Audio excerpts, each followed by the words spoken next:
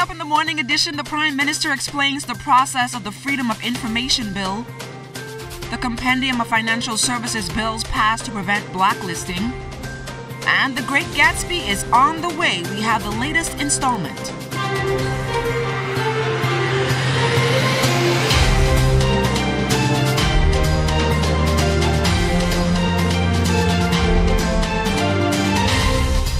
There are 13 days left to go before we eat some scrumptious ham and turkey. Good morning to all of you. I'm LaDawn Davis, and this is The Morning Edition. Thank you so much for waking up with us. And joining us live here on The Morning Edition to tell us how things are shaping up weather-wise for the holidays is Chief Meteorologist Basil Dean. Basil, some sticky temperatures this morning. Yes, good morning, LaDawn, and you're very correct. When we take a look at our ZNS tower cam, it's overlooking the Palmdale area, and it's showing some gray skies with some light rains in spots. And this will be pretty much the picture throughout much of the northwest and central Bahamas today. But outside of our studios, we have on our satellite picture, broad area of cloudiness stretching all the way back to Grand Bahama and as far south as Crooked Island and Acklins to the south and east of us. But outside of our studios now, we have 68 degrees with some light rains. Your relative humidity, 72%, north-northwest winds at around 16 miles per hour. Barometric pressure, 1,020.7 millibars. That is 30.14 inches, and it is rising. Temperatures around the islands this morning, a cool 58 degrees in Grand Toll Key, Freeport 58 as well, 59 in Marsh Harbor, Abaco, 68 in the Berry Islands, 64 in Allenstown, Bimini. Picking up 70 degrees in Harbor Island, Roxanne, Eleuthera at 72, 73 in Otterstown, Cat Island, Staniel Key, 71, 71 in Kemps Bay, South Andros, Fresh Creek in Central Andros at 70 degrees. San Salvador and Rum Key, 73 degrees in Clarencetown, Long Island, Crooked Island, Betsy Bay, Mayagorna, Acklins, and Ragged Island, all at 76, 77 in Matthew-Town, Nagua, the Turks and Caicos Islands at 79 degrees. Your boating forecast for today in the northwest and central islands, caution flags are up, northwest winds 15 to 20 knots, waves around 4 to 7 feet over the ocean. High tide 10:14 this morning, low tide at 4:46 in the afternoon. For the southeast Bahamas, a more northerly component at 15 to 20 knots, wave height also 4 to 7 feet, meaning small craft should exercise caution in the southeast Bahamas as well. And that's going to do it for your first look at weather at 6. Stay tuned. Your forecast for today and tonight is still ahead. Thanks a lot, Basil. Meanwhile, traffic reporter Sieska Adderley is standing by with traffic police to tell us what is happening on our streets this morning. Sieska? Good morning. This morning's traffic report. We're coming to you live from Chesapeake Road. It's a windy and wet Tuesday, and I know Basil told you how the weather is shaping up, but we're going to find out if that will have any impact on our morning commute. Corporal Decory Barr from the Traffic Division is joining us to tell us about that. Good morning, Corporal Barr. How are you? I'm good, Sieska. Good morning to you. Good morning, Bahamas. Good. Now, this tricky weather that we're experiencing, will that impact us at all this morning on our morning commute?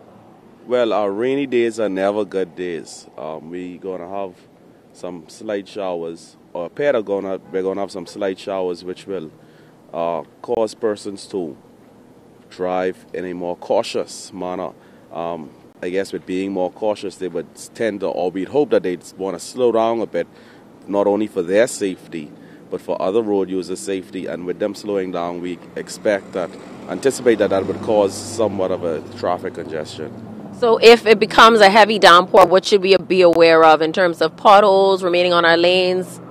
Yeah, once we slow down, we would be able to see these potholes or puddles or whatever, obstructions, or even sometimes pedestrians who sometimes kids want to walk and play in the streets or in the water. If we slow down because of the weather, we should be able to see these persons and would be able to maneuver properly around them without causing any accidents. Okay, now, Corporal Barr, it's usually light out, but it's still relatively dark. What's the lighting situation? What sorts of lights should we be using as we traverse on the streets? Well, we don't want to encourage persons to drive with their hazard lights on, because that would cause other drivers or other motorists to not know if they're going to turn left or right. Sometimes persons slow down thinking that they're going to turn. We ask you to just turn on your headlights and not your caution lights. All right. Is there anything else you want to share with us, Corporal Barr? Yes, we had over a 24-hour period, we had one accident with some injuries that was of some significance. We want to ask road users to, not only today, every day, to do the things that we've been encouraging you to do all year long. That's try to do nothing else while operating your motor vehicle and try to drive within the speed limits. Once you do these things, you should have no issues. All right, thank you so much. That's Corporal Decore Barr once again advising us of how to drive properly on a rainy day, but even if it's not a rainy day, just how to drive responsibly so that you don't end up in an accident. Back to you in the studio, LaDawn. Thanks a lot, Sieska. Now on to our top story this morning. The government still taking steps to ensure that the much-anticipated Freedom of Information Act becomes a reality. The long-awaited legislation is expected to pave the way for public access to government information while strengthening government transparency and accountability. Prime Minister Dr. the Most Honorable Hubert Minnis told reporters recently that certain measures have to be put in place first before the legislation is enacted. The commissioner. We're looking for individuals to fit that role. So we would get the commissioner first, but it's an ongoing process. It's not something that's just going to happen like that overnight and you have access to this and that. There are a lot of agencies and different areas that has to be put in place. The Compendium of Financial Services bills geared toward helping the Bahamas avoid blacklisting from the European Union passed in the Senate Monday evening. Those bills included the Register of Beneficial Ownership Bill, the Commercial Entities Substance Requirements Bill, the Removal of Preferential Exemptions Bill, and the Penal Code Amendment. Passage of the Nonprofit Organizations Bill has been postponed. Attorney General Senator the Honorable Carl Bethel addressed the importance of the pieces of legislation for the banking sector. We all feel the burden of the changes that are required, but we are resolute in this regard that we are doing the very best that we can in the very trying circumstances that confront us to do as much as we can to preserve the viability and integrity of the financial services sector. It will be a challenge, but we can first survive, then compete, and then succeed. It is the Bahamas. We know how to do a job, and we know how to do it well. Opposition senators opposed the bills, with Senator Dr. the Honorable Michael Darville contending he was concerned with the way the bills were drafted and the lack of consultation with civil society, while Senator the Honorable Fred Mitchell added that at some point Caribbean countries will have to stand up to the European Union because the rules keep changing. The big question is, what is our competitors doing in the region? And how did they address the regulatory issues outlined by the OECD and the EU without being blacklisted? The question is, how were they able to comply and meet the international obligations without over-regulating the jurisdiction? Every time we try to make a way for ourselves, you come with this false moral argument and cutting us off at the pass. So at some point, I use the example of the French in the streets. At some point, the Caribbean countries are going to have to do that. Attorney General Senator the Honorable Carl Bethel, leader of government business in the Senate, has denied claims that the government intends to strip civil servants of their pensions next year. Bethel pushed back on those rumors being spread on social media during debate on a compendium of financial services bills in the Senate Monday evening. The AG explained that the government's position, noting the intention is not to deprive anyone of a right that affects anyone currently in the public service. There's absolutely no such plan, no such intention. Okay, so we're not planning to deprive anybody of that to which they are entitled. Okay, what has often been said, but it has not even yet been decided by this government, but has been said in several governments, is that for new persons coming on, but we'd have to pass a law to do this, for new persons coming on into the public service, that just as happens with politicians, the pension should be a contributory pension. Right now, I'm telling you, I'm coming to that now. From the inception of the public service, it's wholly paid by the government. But this is only parlor time chit-chat. There's no decision by the government to even do that. Faculty, staff, and students of the Aquinas College are looking forward to expanding its academic programs well into the new year. Principal Shanna Knowles told ZNS News recently that most of the programs already active on the school's campus meet the students where they are. She later outlined some of the programs. We look forward to continuing our various programs, such as our VOTEC programs, where we have students involved in auto mechanics, electrical installation, food and nutrition, cosmetology, tourism and hospitality. And our electrical program has also branched off into electronics. And those students, it's not a program where we usher students into the programs because they cannot do anything else. It's also incorporated into our academic programs. And so we want to make sure that our students are well prepared for the global society. And coming up after the break, we will take you on another installment of The Great Gatsby. That and more when the Morning Edition comes right back.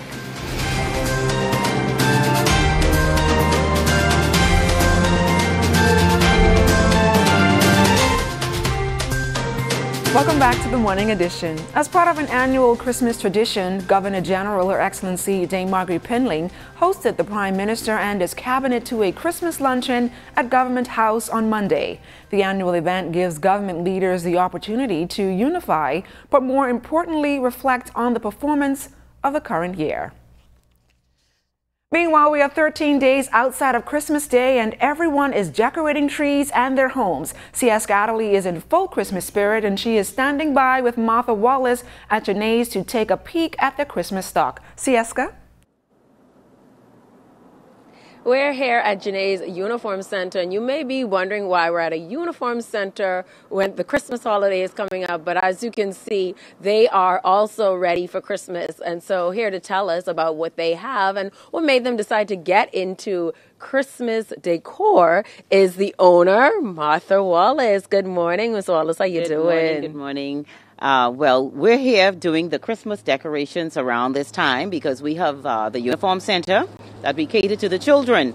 So we have done a promotion this year to have parents bring the children back to select their Christmas toys. And everybody know before you do the Christmas toys, you want the house beautifully decorated. So we're into the decorations as well. So what made you decide to get into the Christmas decor?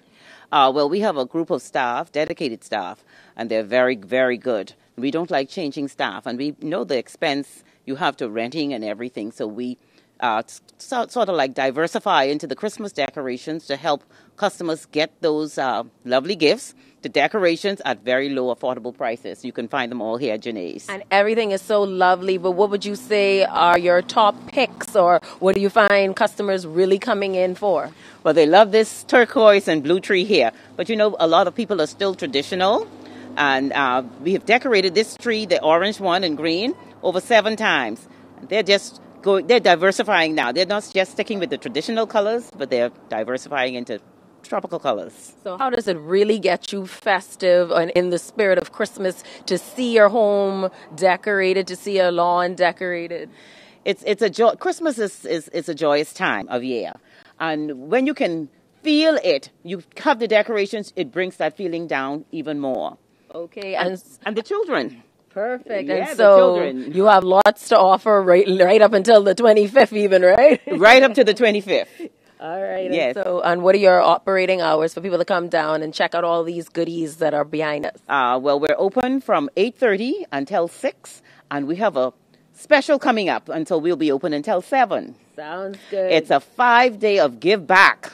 Love it, love it. So in addition to uniforms, you can get all things holiday. So the children, the adults, everybody's covered here at Janae's, right? Right down to Janae's Uniform Center. It's the place to be. All right. Thank you. You heard it from Ms. Martha Wallace, the owner of Janae's. Back to you in the studio, LaDawn. Thanks a lot, Sieska. We have only 3 days left to go before the Broadcasting Corporation's Great Gatsby. Tanya Smith Cartwright has been following the trail of events. This is her take on yesterday's door competition. There are only 4 days left for the Great Gatsby, and on that night, the results we will see for the door competition, which will cause a combustion for those who planned but whose decorations were bad. Such an effort they all made, but only one really slayed. Some went all out, wall to wall they did shout. Others did just the door, but were told it was a bore. Such camaraderie in the place, hey, we might need more space. Look at God, one man did shout, but later he said he was only trying to count how many snowflakes did they mount on a wall that was once blue, but is now the North Pole for true. Listen to this prophetic word. Those who think they've won will come in third. Now before I'm accused of running out, I will now choose to log out. But before I go, I wish to let you know that at the Great Gatsby, when the results we will see, some will have the blues, but as for me, I'm Tanya Smith Cartwright for ZNS Network News. Tony, I'm really excited about the Great Gatsby on Friday. Are you excited about Party on Friday? We have our own Dr. Zeus. See that? I see that. What's coming up in sports? Well, I will tell you that the World Short Course Swimming Championships are underway in China. We'll tell you how Bahamas is doing. That story and more ahead in sports.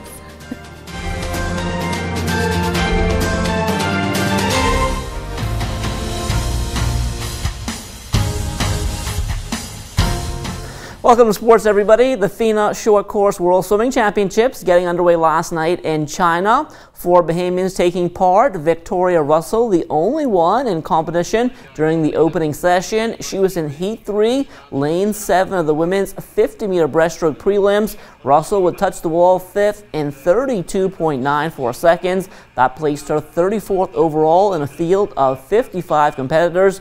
Only the top 16 moving on to the semifinals. Impressed with my race, but I wasn't feeling too well yesterday, so I had to go to the hospital. So I was debating whether to scratch initially or not. And after all the hard work and training that I put in, and the fact that I traveled so far for the experience, I decided to swim it anyways. It was quite close to my short course PB, so I was happy with that. And it's also my first senior international swim meet, coming off of my junior international meet from Youth Olympics. Experimenting with short course internationally, so I just went out there and gave it my best. I was hoping to do a bit better, but considering I wasn't feeling too well, I'm really happy with the results. My next race is 50 fly, which will be day after tomorrow. So I'm looking to improve more on my start and my turn then, because those were the weakest points for me, I felt. But overall, I'm quite happy with how I'm racing right now, considering. As you would have heard, Victoria swims her final event, the 50 fly, on Thursday out of Heat 4. Before that, though, all 3 of the other Bahamian swimmers will see action tomorrow morning, which will actually be tonight here in the Bahamas. Cohen Kerr swims in Heat 2 of the men's 200 freestyle. Ariel Weish will be in Heat 3 of the women's 100 free, while Ann Fernander has a lane in Heat 4 of the men's 100 fly.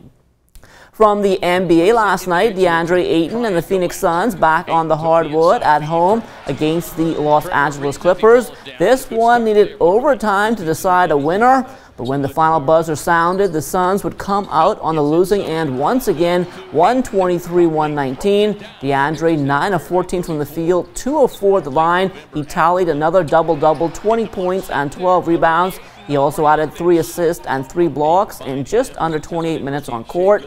At 4-23 on the season, DeAndre and the Suns on court again tonight for the back end of a back-to-back on the road against the San Antonio Spurs.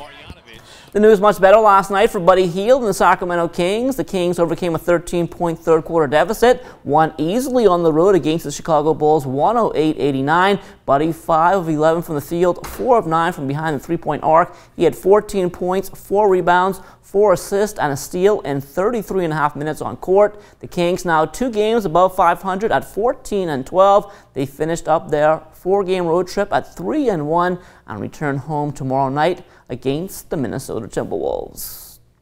Back here at home, the 43rd Crusaders Christmas High School Basketball Invitational getting ready to tip off. It starts tomorrow and runs through Saturday at the St. George's Gym in Grand Bahama. Pool A will consist of the 8 Mile Rock Blue Jays, St. George's Jaguars, and Tabernacle Baptist Falcons. Pool B is made up of Mary Star, the Bishop Michael Eldon Warriors, the Sunland Stingers, and Jack Hayward Wildcats. And that is a look at sports in the morning report. Stay tuned, a final look at weather still to come.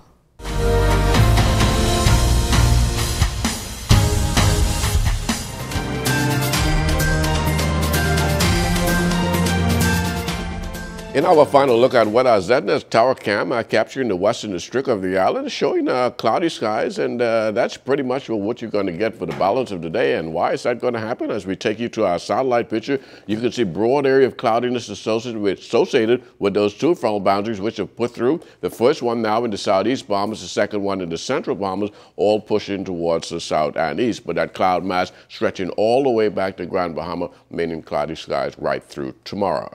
Our forecast for today, we're looking at some low clouds, as you saw already on our tower cam. High temperature today getting up to about 75 degrees. And tonight, very little change. Patchy clouds on the chilly side. Your low temperature down to 62 degrees. And your extended weather forecast, we're going to keep those clouds in here right through Wednesday. Things start to clear up a bit on Thursday with partly sunny conditions. And as we head into Friday, get some more showers working its way into the forecast. And that's because there's another frontal system heading in here on Saturday morning, which will bring yet another cool down. LaDawn? Thanks a lot, Basil. And that does it for the morning edition. Thank you so much for waking up with us. Join us again at 6 p.m. for our 2-hour newscast. I'm LaDawn Davis. Make it a great morning, everyone.